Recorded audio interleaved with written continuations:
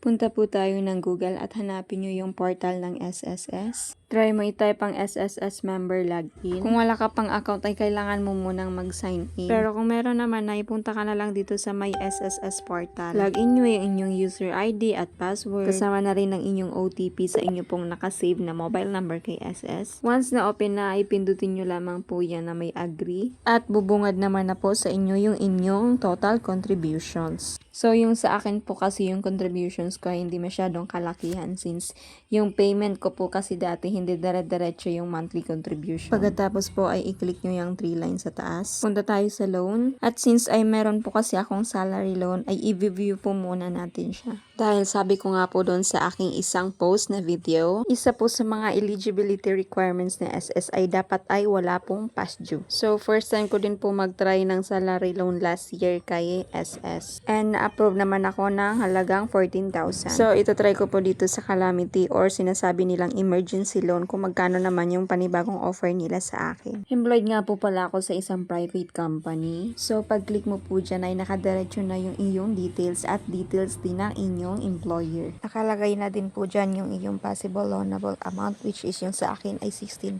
po. Once po na na-proceed na ninyo ay mag-generate si SSS ng PDF file. At itong file na po ito ay yung ating statement of account. After po nito ay isave ninyo ang file or i-download. Lalo na po kung ikaw ay employed sa isang private company. Kasi po pag na-submit mo na yan ay i-approve muna ni employer ang iyong application. Ang ginawa ko din po dyan ay nag-screenshot pa din ako kahit na-download ko yung file kasi pasiguro ko din po. Dahil pag hindi po yan na-save or nawalan ka ng record, ay papaulitin po kayo ni employer ng application. So, yung sa akin naman po ay okay na double check ko na, isasubmit ko na po ito.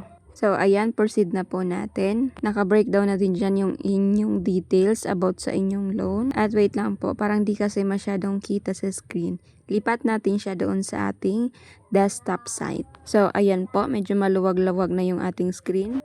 Babalik ulit tayo doon sa ating in-apply na loan.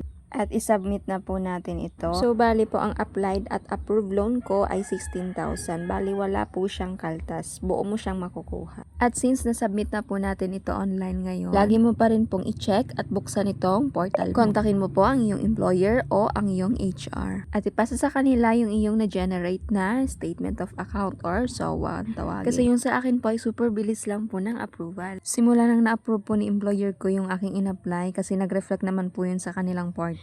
After 3 days lang po noon ay merong dumating email sa akin galing kay SS at yun chinek ko po yung aking bank account at dumating na yung loan kong 16,000.